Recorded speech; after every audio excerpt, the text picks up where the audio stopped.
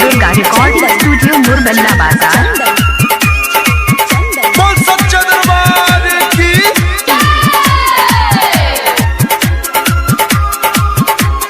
चलो चलो सब भगता चलो,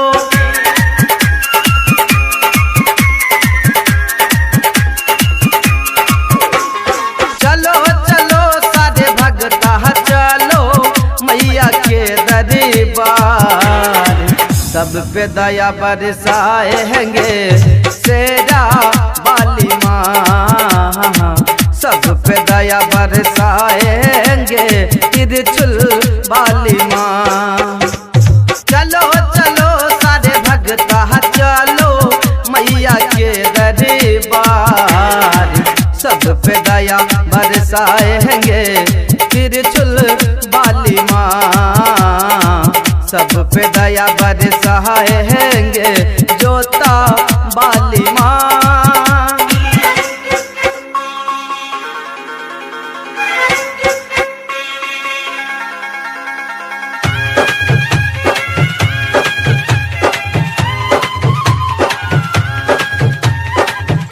माँ दुर्गा रिकॉर्डिंग स्टूडियो मुरबल्ला बाजार।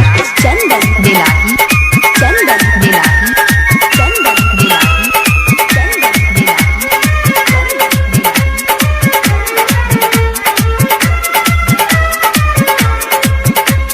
चम चम चम के भवनवा देखे में लागे कमाल हो, सबके किस्मत के ताला खुलेला मैया के दरबार हो।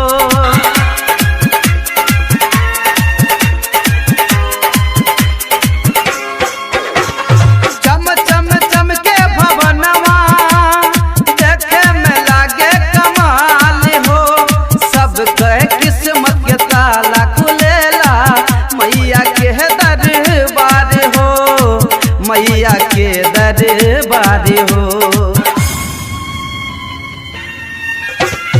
मैया होवे है दयालु, मैया होवे है दयालु, सुनेला सबके पुकार।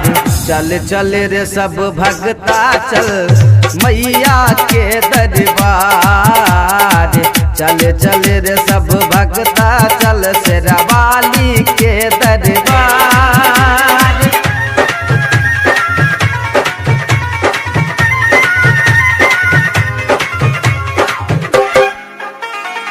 माँ दुर्गा रिकॉर्डिंग स्टूडियो मुरबल्ला बाजार।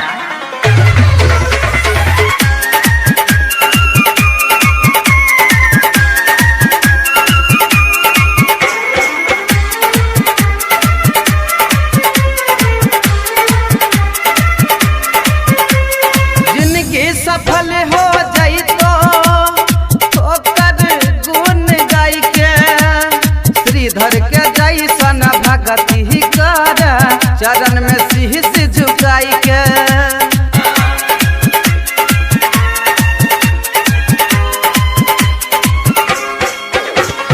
जिंदगी सफल हो जाई तो ओकर गुण गाई के, श्रीधर के जैसन भगति कर शरण में शीश झुकाई के, शरण में शीश झुकाई के।